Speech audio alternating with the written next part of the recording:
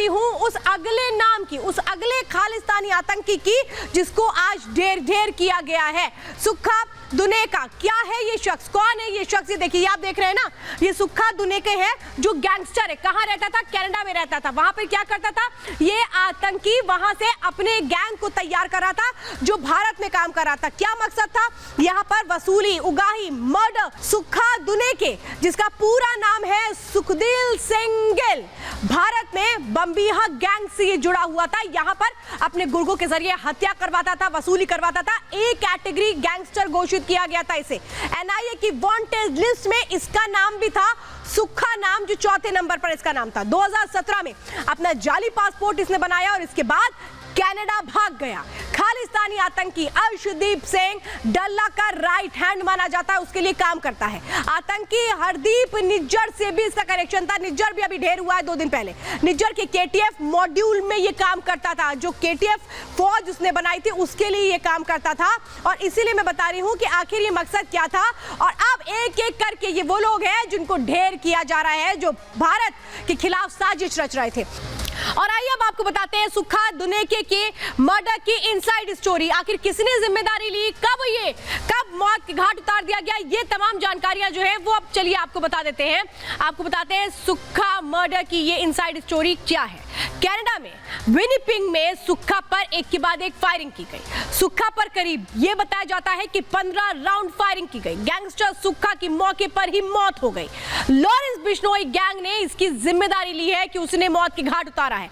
Social media पर बाकायदा post डाला गया जिस पर जिम्मेदारी ली गई है। बताया गया कि कैसे लॉरेंस बिश्नोई गैंग ने ही ये पूरी की पूरी साजिश रची थी। बम्बीहा गैंग और लॉरेंस बिश्नोई गैंग में पुरानी दुश्मनी थी और इसीलिए इसे गैंग वॉर भी माना जा रहा है। और चलिए अब जरा मैं बड़ी जानकारी आपको बताती हूँ। सुक्खा दुनेके की पाकिस्तान के साथ भी जो संबंध है वो खुल करके सामने आ चुके हैं।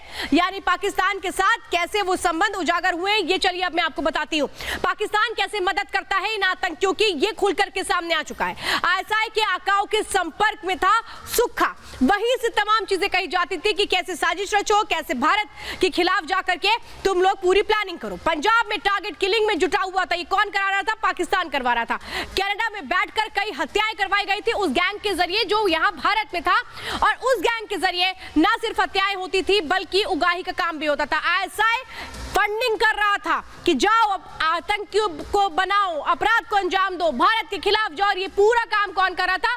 ये पूरा काम पाकिस्तान की जमीन से हो रहा था। ऐसे आतंकियों को बना रहा था और आज इनका काम तमाम कर दिया गया। लॉरेंस बिश्नोई और गोल्डी बरार, जो 2 नाम चेहरे समझ में आते हैं। देखिए गोल्डी बरार जो आप देख रहे हैं, गोल्डी बरार किसके लिए काम करता है? लॉरेंस बिश्नोई के लिए काम करता है। गोल्डी बरार के लिए कहा गया था कि जब सिद्धू मूसेवाला की हत्या हुई थी उसके बाद ये अमेरिका भाग गया। और जो गोल्डी बरार है वो लॉरेंस बिश्नोई के छोटे भाई अनमोल बिश्नोई के साथ अमेरिका में मिल करके अब वारदातों को अंजाम दे रहा है। तो ये पूरा कनेक्शन है जो इस वक्त मैं आपको बता रही हूँ। लेकिन एक एक के नाम शामिल है इस पूरे के पूरे खेल में।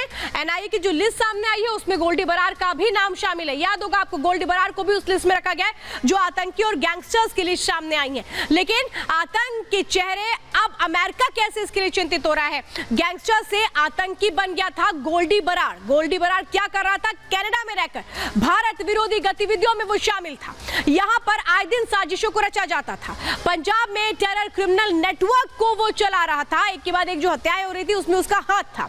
गोल्डी बरार के अमेरिका भाग जाने की खबरें भी सामने निकल कर आई।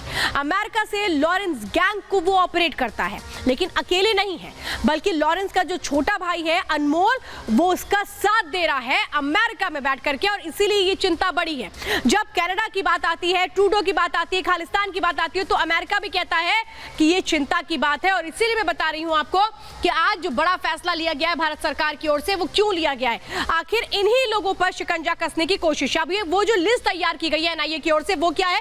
ये देखिए, एनआईए की ओर से जो गैंगस्टर्स और आतंकियों की लिस्ट तैयार की गई है, जिसमें ये कहा गया है, जिसमें देखिए एक नाम ये भी था सुखा दुनेका, जो जिसको लॉरेंस बिश्नोई गैंग ने मौत के घाट उतार दिया है, ये नाम थे। अब ये जितने भी नाम देख रहे हैं, राजेश कुमार, राजकुमार, ये जितने भी नाम आप देख रहे हैं, विक्रमजीत सिंह, अनमोल बिश्नोई, देखिए अनमोल बिश्नोई का नाम भी इसी लिस्ट में शामिल है, जो किसका भाई है, लॉरेंस बिश्नोई का। और इन सब के पते के बारे में, इन सब के जो बिजनेस है, इसके बारे में एनआईए ने जानकारी मांगी है। ये देखिए, ये लोग हैं, लेकिन इन गैंग की कमर कैसे टूट रही है, इस गैंग की कमर टूटने के लिए कैसे एक कोशिश की जा रही है, एक्शन पे एक्शन लिया जा रहा है, ये मैं आपको बता रही हूं। और बहुत जरूरी भी हो गया था, क्योंकि जिस तरह से भारत के खिलाफ ये लोग पूरी की पूरी एक पूरी टूल किट चला रहे थे, उसको तोड़ना बहुत जरूरी था, और इसीलिए आज ये कोशिशें की गई हैं। अब